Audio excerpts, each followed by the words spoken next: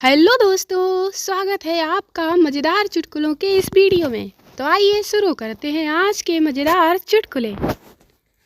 दरोगा जी ने अपने बेटे से पूछा, इतने कम नंबर क्यों आए? आज से तेरा खेलना, टीवी देखना सब बंद।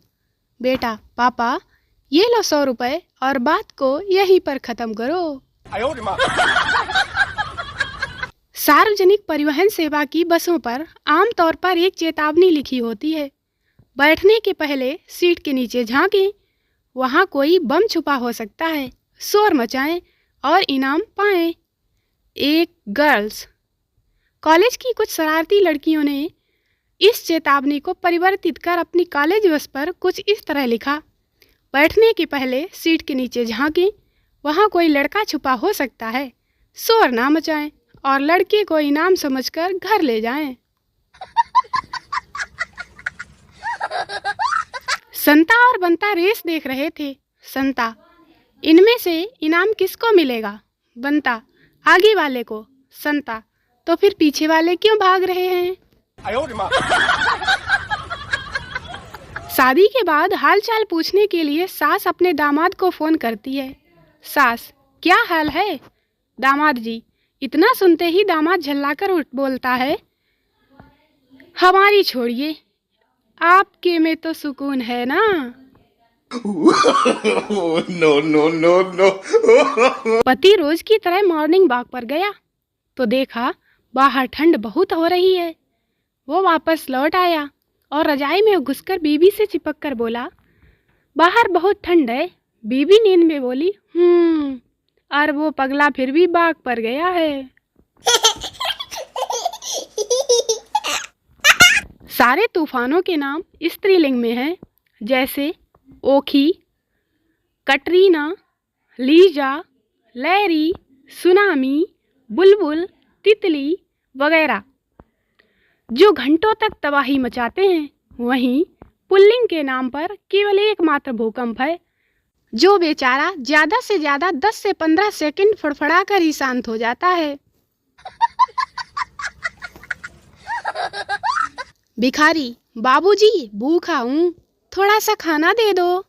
बंता, खाना अभी नहीं पका। भिखारी, आप नंबर लिख लो, जब पक जाए तो मिस कॉल कर देना।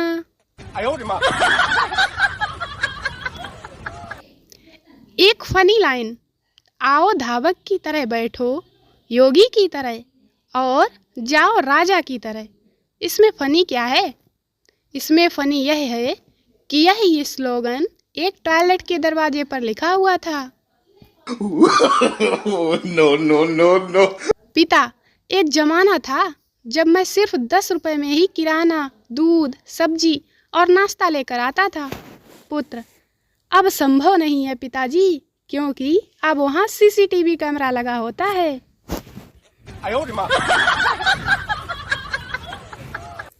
एक आदमी ने प्रार्थनाएं छपवाकर अपने बेडरूम की दीवारों पर चिपका रखी थीं।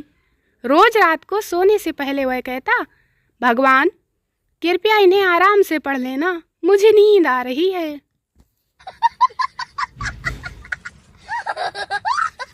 साहूकार, तुमने अपने कर्ज के रुपए अभी तक नहीं चुकाए, चलो बीच में मामला तय हो जाए। तुम्हारे कर्ज का आधा भाग मैं भूलने को तैयार हूँ। कर्जदार बोला, मंजूर, बाकी आधा भाग मैं भूलने को तैयार हूँ। पुलिस इंस्पेक्टर, यह अजीब बात है कि तुमने बक्सा तो चुराया, पर पास में ही जो नोटों की गड्डियाँ रखी थीं उनको हाथ तक नहीं लगाया। चोर, भगवान के लिए इस बात का जिक्र मत कीजिए साहब, इस गलती के लिए मेरी पत्नी हफ्ते भर मुझसे लड़ती रही।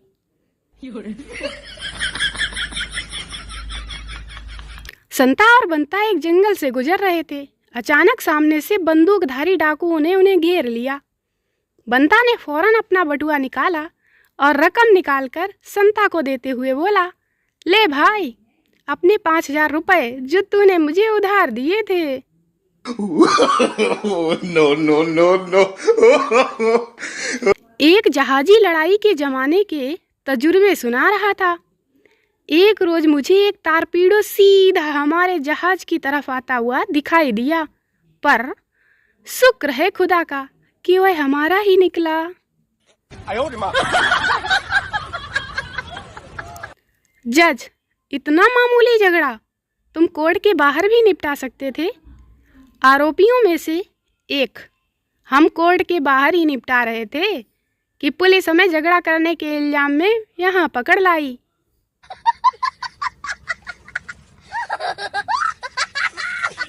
आ जाओ, कुत्ते से डरो नहीं। क्यों?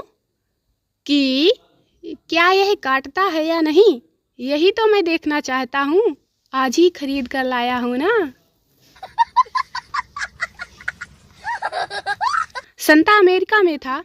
एक बिल्डिंग में आग लग गई।